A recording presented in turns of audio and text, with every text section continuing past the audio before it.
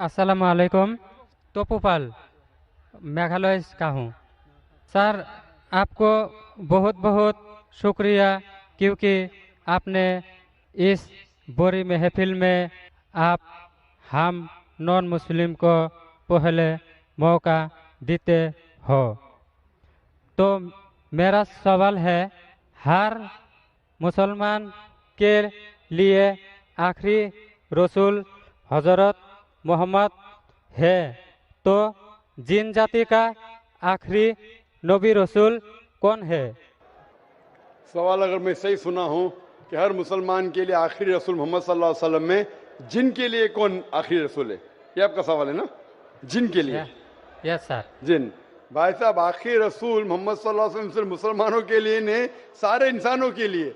चाहे आप हिंदुस्तान में पैदा हो, पाकिस्तान में, सऊदी अरेबिया, यूएसए, कनाडा, चाहे हिंदू खानदान में पैदा हो, क्रिश्चियन खानदान में पैदा हो, सारे इंसानों के लिए आखिरी पैगंबर मोहम्मद सल्लल्लाहु अलैहि वसल्लम है। कुरान मजीद की आयत है सूरह अंबिया में, सूरह नंबर 21 आयत नंबर 107 में, वमा अरसलना का इल्ला रहमत लिल आलमीन, कि हमने तुम्हें भेजा है रहमत बना के सारे आलमीन के लिए, सारे इंसानों के लिए और जिन के लिए भी। मोहम्मद सल्लल्लाहु अलैहि वसल्लम सिर्फ इंसानों के लिए नहीं, जिन के लिए भी आखिरी पैगंबर मोहम्मद सल्लल्लाहु अलैहि वसल्लम है। और आखिरी वही जो नाजिल हुई वो है कुरान शरीफ। इसीलिए कुरान के अंदर एक चैप्टर, एक सूरा है जिसका नाम है सूरा जिन।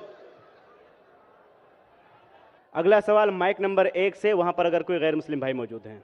सर, मैं पिंटू देवनाथ, आप मेरा नया मुस्लिम नामकरण भी कर दीजिए।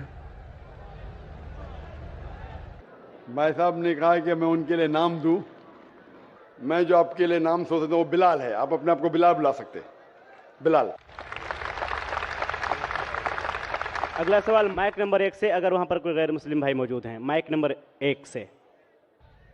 सबसे पहले तो मैं नाइक साहब को धन्यवाद देता हूं कि इस खुला अधिवेशन में तमाम लोगों की आप जवाब दे रहे हैं और अधिकतर गैर मुस्लिमों को लोगों को जवाब दे रहे हैं और संतुष्ट कर रहे हैं।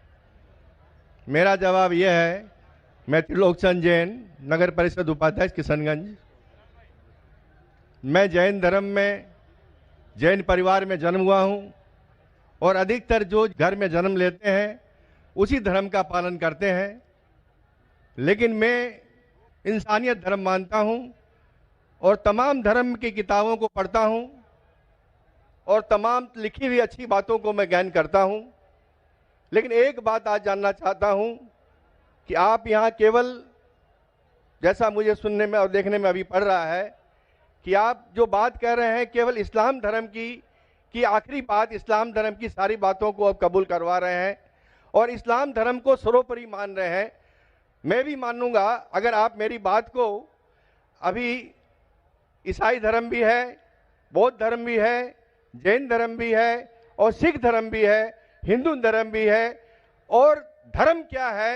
धर्म तो मैं मानता हूं पानी का धर्म ठंडा है, सूर्य रोशनी देता है उसका धर्म है, चांद रोशनी देता है वो धर्म है, हवा का बहना वो धर्म है। ये संप्रदाय है या क्या है, या किसको मानना चाहिए, या जो लोग जहां मान रहे हैं वो अच्छी बात है, या हम नहीं मान रहे हैं तो उसमें हमारा क्या नुकसान है? इसको जरा तमाम बातों को मेरा स्पष्टीकरण चाहिए कि किस धर्म को मानने से और किस बात को मानने से मनुष्य का कल्याण हो सकता है।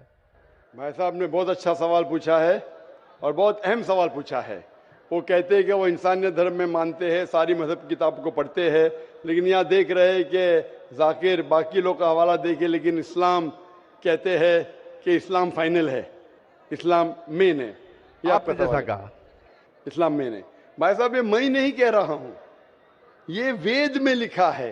अगर वेद में लिखा है कि आखिरी अवतार कल के अवतार है, अगर लिखा है तो मैं उस चीज को निकाल नहीं सकता हूं ना। मैंने तो नहीं लिखा हूं, उसी तरीके से बाइबल में लिखा है। आपने कहा बाइबल का, आपने कहा वेद का, बाइबल में लिखा है। बाइबल पढ़ेंगे, gospel of John chapter number 16 verse number 12 to 14। ईसा अलैहिस्सलाम कहते हैं, I have many things to say unto you but he cannot bear them now, for he when the spirit of truth shall come he shall guide you unto all truth, he shall not speak of himself, all that he shall speak। ये दे रहे हैं कि एक आखिरी पैगंबर मोहम्मद सल्लल्लाहु अलैहि वसल्लम आने वाले। ये मैंने तो बाइबल नहीं लिखी ना, मैंने तहकीक की। अगर मैं तहकीक करता, आप आके बोलो डॉक्टर जाकिर नाइक, आप जो कह रहे बाइबल में नहीं है, लेकिन आपने कभी नहीं सुना, अजीब बात सुन रहे तो आपको अजीब लग रहा है।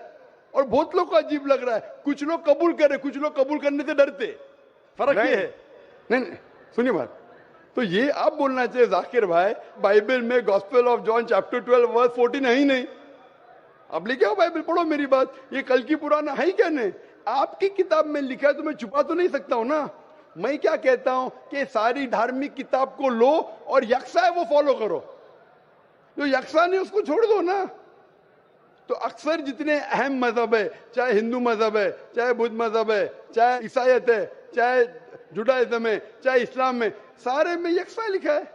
आप अगर पढ़ेंगे हिंदू मजहब की किताब, वेद पढ़ेंगे, बाइबल पढ़ेंगे, Old Testament, New Testament, Judaism, Christianity, इस्लाम, ये चारों मेन मजहब को आप लेंगे, सब में लिखा है खुदा एक है, उसका कोई अक्स नहीं है। आखिरी पैगंबर मोहम्मद सल्लल्लाहु अलैहि वसल्लम है। तो मैं थोड़ी छुपा सकता हूं। मुसलमान भी चौंक जाते।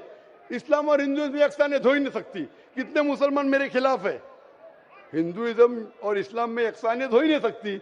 लेकिन जब खुदा फरमाते तालव इला कलिमतिन सवाइम बैना बैनकुम, आओ हम उस बात की तरफ जो यकसा है। मैं भाई साहब जितनी लंबी तकरीर में दे सकता हूं हिंदू और इस्लाम मजहब में यकसानियत, उससे लंबी तकरीर दे सकता हूं डिफरेंसेस के ऊपर, इख्तिलाफ पे।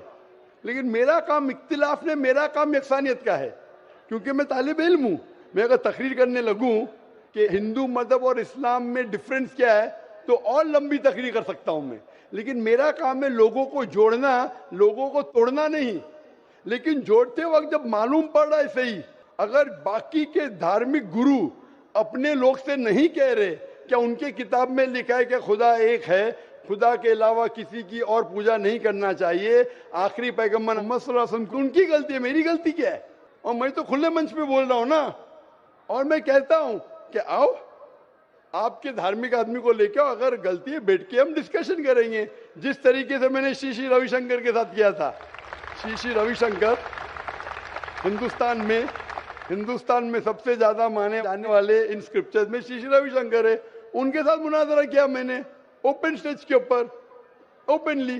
तो इसके अंदर अगर हक बात सामने आ रही है, लोग हक कबूल कर रहे, उसमें क्या है? आप मुझे ऐसी कोई चीज लेके आओ जो मैं नहीं मानता हूं और कुरान और वेद में लिखे मैं फौरन मानूंगा।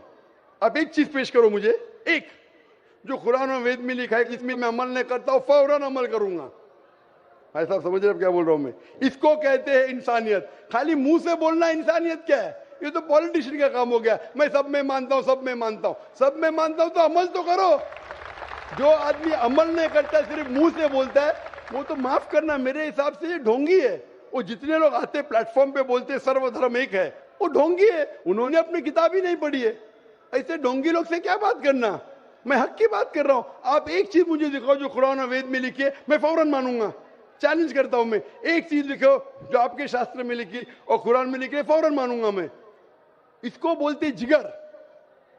यंग हूं मैं, आपसे यंग हूं, लेकिन जिगर रखता हूं अल्हम्दुलिल्लाह। बड़े मंच पे सिर्फ यहाँ ने दिगर ममालिक में जाके बोलता हूं, इसलिए लोग मुझसे डरते हैं। ये आ जाएगा तो पोल खुल जाएगा, भाई हमारी दुकान बंद हो जाएंगी। लोग बोलते हैं हमारी दुकान बंद हो जाएंगी। मैं जब जानता हूं मैं हक के ऊपर, और जैसा आपने सुबह में कहा था कि लोग विरोध करेंगे अच्छे लोग का, वही बात। मैं हक की बात क्यों, किससे डरना? खुले मंच पे कह रहा हूं, मुझे आजादी है इस देश में। अगर किसी को आने का मुकाबला करने का, तो डायलॉग भी करने को मैं तैयार हूं। ऐसा आदमी जिसके पास इल्म है, चाहे हिंदू मजहब का हो, चाहे क्रिश्चियनिटी मजहब का हो, कोई भी शख्स जो 10,000 पब्लिक, कोई भी हिंदू, कोई भी क्रिश्चियन दुनिया में जो अपने खुद की तकरीर पे 10,000 लोग को गैदर कर सकता है। यहाँ माशाल्लाह कितने लोग हैं? यहाँ तकरीबन 5-10 लाख लोग हैं, बराबर। सिर्फ 10,000 अपनी तकरीर पे अगर वो जमा कर सकता है और मुझसे मुनाजरा करना चाहता है, मैं तैयार हूं। कोई आलतू फालतू रस्ते वाले से नहीं, 10,000 लोग को अपनी तकरीर पे जमा कर सकता है वो, और मुझसे मुनाजरा करना चाहता है, मैं तैयार हूं। क्योंकि मैं हक की बात करता हूं। खाली बोलना सर्वधर्म क्या है? मैं सच्ची में लोग को एक करने चाहता हूं, जो कुरान में लिखा है, जो वेद में लिखा है, जो बाइबल में लिखा है।